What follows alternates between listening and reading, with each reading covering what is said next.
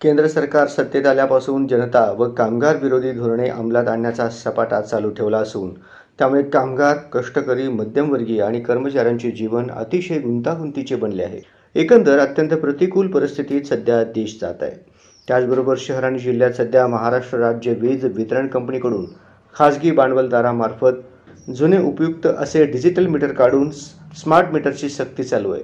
ही सक्ती रद्द करून सर्वसामान्यांना परवडेल अशा सवलतीच्या दरात सौर ऊर्जाची उपलब्धता करून द्यावी, या मागणीकरिता सीटूच्या पुढाकाराने मुख्यमंत्री यांना पत्रव्यवहार व व्यापक जनआंदोलनाच्या माध्यमातून 1,00,000 तक्रारी अर्ज दाखल केले. परंतु शासन यावर ठोस निर्णय घ्यायला तयार नाही. ही अत्यंत चिंताजनक बाब आहे. जर स्मार्ट मीटरची सक्ती रद्द न झाल्यास रस्त्यावर मंत्री महोदयांच्या गाड्या रस्त्यावर चालू देणार नाही, असा झळझळीत इशारा ज्येष्ठ नेते माजी आमदार कॉम्रेड नरसय्या आडम मास्तर यांनी दिला. Centre of Indian trade unions व केंद्रीय कामगार संघटना संयुक्त कृती समितीच्या वतीनं सध्या केंद्र व राज्य सरकार जनता व कामगार कर्मचारी विरोधात राबवत असलेल्या धोरणांविरुद्ध 9 जुलै रोजी देशव्यापी सार्वत्रिक संपाची हाक देण्यात आली असून त्या अनुषंगाने जुनी mill compound comrade Narsayya Adam मास्तर व comrade Nalinitai Kalburgi, Poonam gate, comrade M S Shaikh, Ashok Indapure, comrade Godutai Parulekar Kumbhari, comrade Yusuf Shaikh major, William Sasane, Solapur महानगरपालिका आयुक्त कार्यालय, खाजाबाई करजगी आदींच्या नेतृत्वाखाली सोलापूर येथे विविध ठिकाणी संघटित व असंघटित कामगार आणि राज्य सरकारी कर्मचारी हे संपावर जात धरणे आंदोलन केले आहे. महाराष्ट्रामध्ये 3 कोटी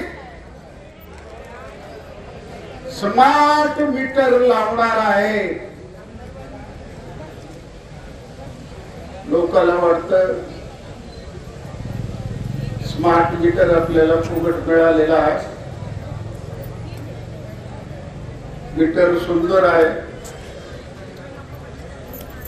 घर झोपडीचं असलं तरी हरकत नाही, पत्र्याचं असलं तरी हरकत नाही, पण माझ्या घरामध्ये स्मार्ट मीटर आलं.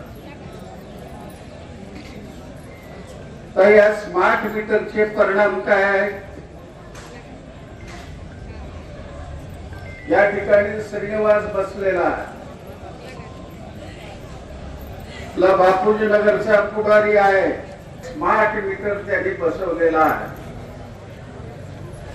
त्यांनी सांगितलं मला पूर्वी 700 रुपये बिल येतो, महिन्याला 700 रुपये. आता बिल किती येऊ लागलं? कमीत कमी महिन्याला 1,500, म्हणजे डबल.